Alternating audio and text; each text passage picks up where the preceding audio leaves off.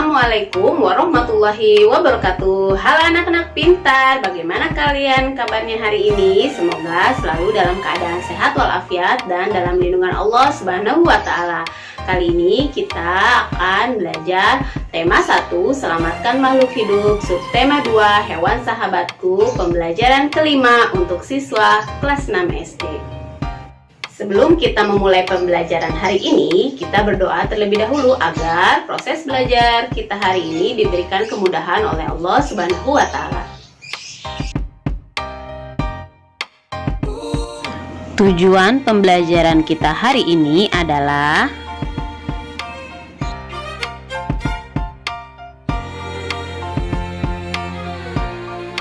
Oke anak-anak, sudah siap belajar bareng Bu Ika hari ini? Yuk kita langsung saja mulai materinya. Kondisi geografis yang sama membuat negara ASEAN memiliki persamaan dalam kegiatan ekonomi terkait hasil buminya.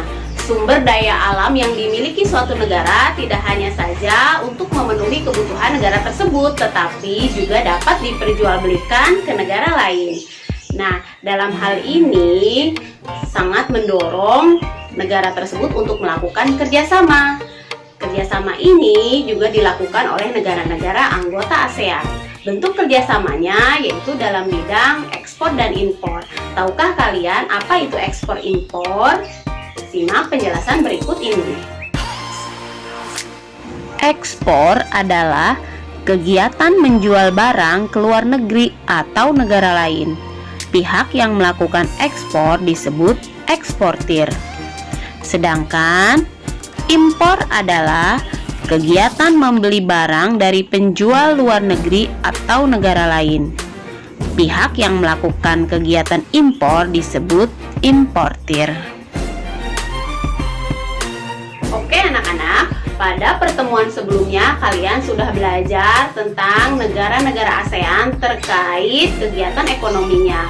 Kali ini simaklah penjelasan berikut untuk lebih memperdalam pengetahuan kalian tentang kegiatan ekonomi negara-negara ASEAN. Kegiatan ekonomi negara-negara ASEAN. 1. Indonesia. Indonesia mengekspor hasil bumi seperti timah, tembaga, besi, minyak, gas, dan nikel. Selain itu, Indonesia menghasilkan pupuk, tapioka, karet, kopi, kelapa sawit, dan tembakau. Ikan tuna, udang, dan teh juga diekspor ke negara lain. 2.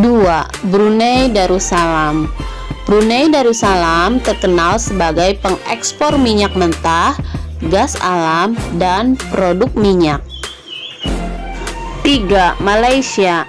Penduduk Malaysia bermata pencaharian dalam bidang pertanian, pertambangan, dan perindustrian. Pertambangannya menghasilkan biji timah terbesar di dunia. 4. Singapura. Singapura mengekspor mesin dan alat transportasi, alat elektronik, dan barang-barang konsumsi.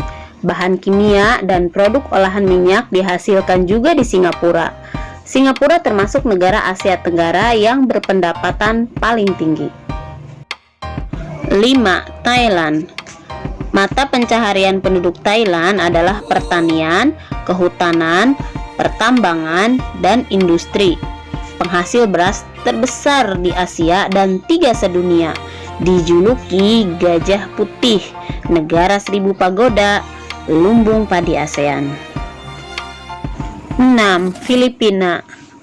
Mata pencaharian penduduk Filipina adalah pertanian, pertambangan, dan industri. Komoditas ekspor Filipina terdiri atas gula, kopra, kayu, nanas, dan biji tembaga. 7. Vietnam. Perekonomian sebagian besar penduduk Vietnam adalah pertanian. Padi merupakan hasil utama pertanian di Vietnam. Industri di Vietnam meliputi tekstil, semen, pupuk, kaca, dan ban. Pertambangan di Vietnam menghasilkan emas, biji besi, timah, gamping, fosfat, tungsten atau wolfram, dan seng. Hasil hutannya adalah bambu, kina, kayu, dan kayu manis. Terdapat dua sungai penting, yaitu Sungai Mekong dan Sungai Songka. 8. Kamboja. Sebagian besar penghidupan penduduk Kamboja di sektor pertanian. 9. Laos. Rakyat Laos hidup di sektor pertanian yang menghasilkan beras, jagung, tembakau, jeruk, dan kopi. 10. Myanmar. Komoditas perdagangan Myanmar meliputi kayu, terutama kayu jati, beras, pupuk, dan berbagai barang kerajinan. Nah, anak-anak, di pembelajaran 1 kamu sudah memilih 2 negara ASEAN dan membandingkannya dalam hal kegiatan ekonomi. Setelah kamu mendengarkan informasi yang sudah Ibu bacakan barusan, lengkapilah diagram Venn-mu. Nah, kali ini Ibu akan mencontohkan bagaimana cara mengisi diagram Venn. Ibu akan memilih 2 negara, yaitu Indonesia dan Malaysia. Lingkaran yang berpotongan di tengah itu adalah persamaan dari kedua negara. Di sini persamaan antara Indonesia dan Malaysia adalah pertanian, perindustrian, tekstil, pertambangan, ekspor minyak bumi dan gas. Itu persamaan dari kedua negara tersebut. Sedangkan perbedaannya adalah di Indonesia pariwisata dan sumber daya alam melimpah, sedangkan di Malaysia perdagangan internasional. Nah, seperti itu ya anak-anak cara untuk mengisi diagram Venn.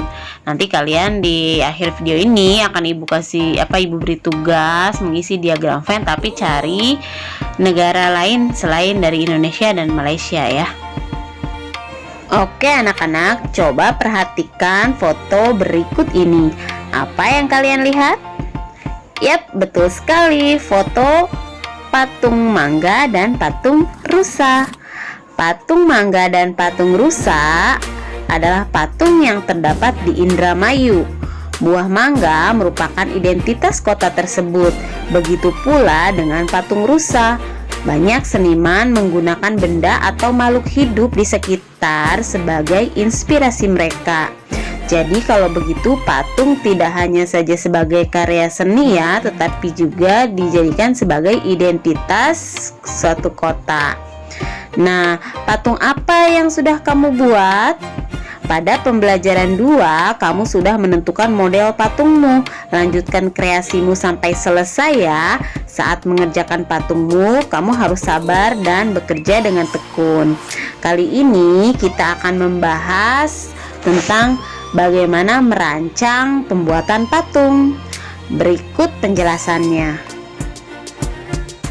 Dalam merancang pembuatan patung, hal pertama yang harus diperhatikan yaitu membuat sketsa. Sketsa adalah gambar kasar yang bersifat sementara dan biasanya dibuat menggunakan pensil. Dan yang kedua adalah memilih alat dan bahan. Bahan membuat patung ada 2 macam, yaitu bahan lunak yang terdiri dari tanah liat, lilin, plastisin, gips, semen, dan ada juga bahan keras yang terdiri dari kayu, batu, dan marmer. 3. Memilih teknik pembuatan. Dalam membuat patung ada bermacam-macam teknik. Yang pertama ada teknik membutsir, kemudian ada teknik mencetak, teknik memahat, dan teknik konstruksi. Oke anak-anak, tugas untuk hari ini adalah yang pertama, buatlah diagram Venn dari 2 negara anggota ASEAN berdasarkan kegiatan ekonominya. Tadi sudah Ibu jelaskan ya, diagram Venn antara Indonesia dan Malaysia. Kalian cari negara lainnya ya. Kemudian yang kedua adalah tuliskan hal yang perlu diperhatikan saat merancang pembuatan patung. Dan tugas yang ketiga adalah kalian melanjutkan proyek kalian dalam pembuatan patung jika di pembelajaran sebelumnya belum selesai ya. Demikianlah pembelajaran kita pada hari ini. Semoga apa yang Bu Ika sampaikan dapat kalian pahami dengan baik. Jangan lupa untuk mengirimkan tugasnya di Google Classroom. Dan Ibu tidak lupa dan tidak bosan untuk selalu mengingatkan kalian untuk selalu tetap ikuti anjuran pemerintah dan selalu dalam protokol kesehatan seperti mencuci tangan dengan sabun dan air mengalir, kemudian gunakan masker ketika bepergian, dan hindari kerumunan atau social distancing. Mungkin dari Ibu sekian. Saatnya ucapkan alhamdulillahirobbilalamin. Assalamualaikum warahmatullahi wabarakatuh. Sampai berjumpa di video-video selanjutnya.